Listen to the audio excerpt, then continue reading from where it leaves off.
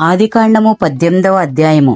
మరియు మమ్రే దగ్గరనున్న సింధూర వనములో అబ్రహాము ఎండవేళ గుడారపు ద్వారమందు కూర్చుని ఉన్నప్పుడు యెహోవా అతనికి కనబడెను.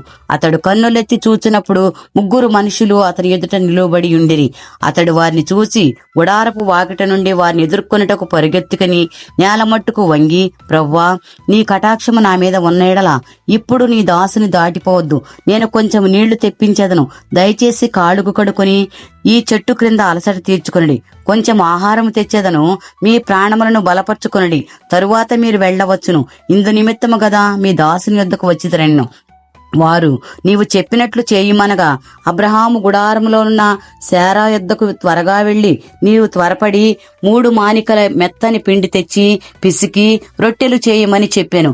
మరియు అబ్రహాము పశువుల మందకు పరుగెత్తి ఒక మంచి లేత దూడను తెచ్చి ఒక పనివాని కప్పగించెను.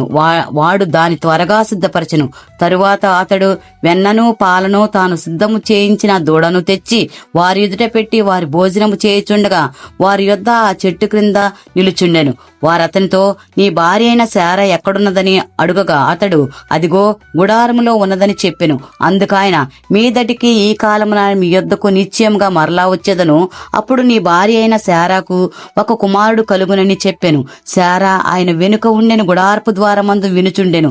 అబ్రహామును శారాయును బహుకాలము గడిచిన వృద్ధులై ఉండిరి. స్త్రీ ధర్మము శారాకు నిలిచిపోయిన గనుక శారా, నేను బలము ఉడికిన దాననైన తరువాత నాకు సుఖము కలుగునా? నా యజమానుడు వృద్ధుడై ఉన్నాడు కదా అని తనలో నవ్వుకొనెను.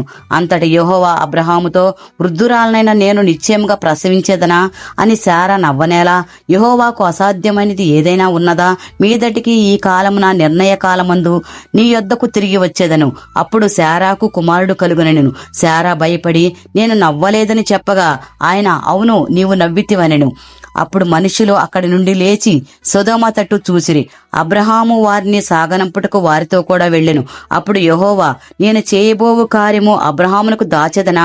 అబ్రహాము నిశ్చయముగా బలముగల గొప్ప జనమగును. అతని మూలముగా భూమిలో నుండి సమస్త జనములు ఆశీర్వదింపబడును. ఎట్లనగా యెహోవా అబ్రహామును గూర్చి చెప్పినది అతనికి కలుగజేయనట్లు తన తరువాత తన పిల్లలను తన ఇంటి వారును నీతి న్యాయములు జరిగించుతూ యెహోవా మార్గమును గైకొనుటకు అతని వారికి ఆజ్ఞాపించినట్లు నేను అతన్ని ఎరిగి ఉన్నానెను.